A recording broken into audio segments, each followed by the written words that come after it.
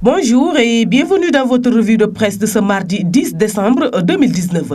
Les quotidiens reçus ce mardi au groupe Média du Sud commentent le remplacement de Mamadou Ndour à la tête du commissariat central de Dakar et d'autres sujets. Dégâts collatéraux de la manif devant le palais, la police chamboulée. Selon le journal LAS qui écrit, la rumeur circulait depuis quelques jours. Le commissaire central Mamadou Ndour a été viré et remplacé par El Hadji Cheikh Dramé qui dirigeait il y a peu la sûreté urbaine de Dakar. Le journal souligne que Mamadou Ndour a été sanctionné pour négligence après l'incursion de Guy Marius Sagna jusqu'aux grilles du palais de la République. Le coordonnateur du mouvement Aar Li Ñu Bokk, Guy Marius Sagna et d'autres individus, dont le leader des forces démocratiques sénégalaises, Babacar Diop, sont sous mandat de dépôt depuis mercredi. Guy Marius Sagna, Babacar Diop et cet autre individu avaient été arrêtés devant les grilles du palais présidentiel en dépit de l'interdiction préfectorale de leur marche pour imprécision de l'itinéraire, risque réel de troubles à l'ordre public. Ils avaient réussi à s'accrocher aux grilles du palais de la République pour protester contre la hausse annoncée du prix de l'électricité. Selon Vox Populi, Guy Marius Sagna coule le commissaire central de Dakar. La sueur du sein des seins par Guy Marius Sagna et ses camarades qui ont pu marcher jusqu'à atteindre les grilles du palais présidentiel a fait ses effets. Mamadou Ndour a été emporté par cette affaire. Il est remplacé par le commissaire El Hadji Cheikh Dramé qui prendra fonction mercredi, dit le journal. Guy emporte le commissaire Ndour, affiche à la une enquête qui note qu'après la récente marche sur le palais de Guy Marius Sagna et compagnie, la main de Macky Sall s'est abattue sur le patron du commissariat central de Dakar, Mamadou Ndour. Le commissaire de police a été remplacé hier par El Hadji Cheikh Dramé, jusque-là chargé de l'aéroport international Blaise Diagne de Diass.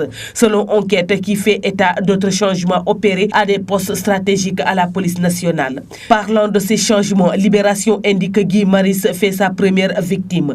Concernant le secteur de l'eau, Source A s'intéresse à la constitution du capital de la future société de production et de distribution aux côtés de Suez. Selon le journal, c'est le Fonds souverain d'investissement stratégique FONSIS qui va supporter les 55% de parts sénégalaises. Parlons de négociations entre le gouvernement et les syndicats de la sénégalaise des eaux.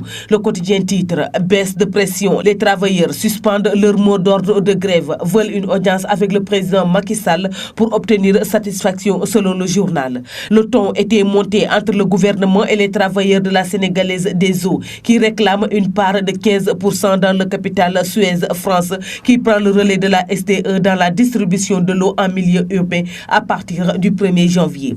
Après une grève de 4 jours, le chef de l'État a pris un décret portant réquisition du personnel de la sénégalaise des eaux pour assurer la continuité du service public de l'eau potable dans le périmètre affermé et confié à la SDE. Dans le social toujours, Sud Quotidien souligne que les ménages sont mille feux avec la hausse des prix de l'électricité. Dans le journal, l'économiste Demba Moussa Dembélé explique que cette hausse aura des répercussions sur le pouvoir d'achat des populations. De sa part, Le Soleil met en exergue le transformé Soumis qui s'est ouvert à Diamniadio lundi et affiche à la une pour des cités plus sûres et plus conviviables. Le visage de nos villes révèle du comportement de chacun vis-à-vis de l'hygiène publique et du bien public selon le chef de l'État.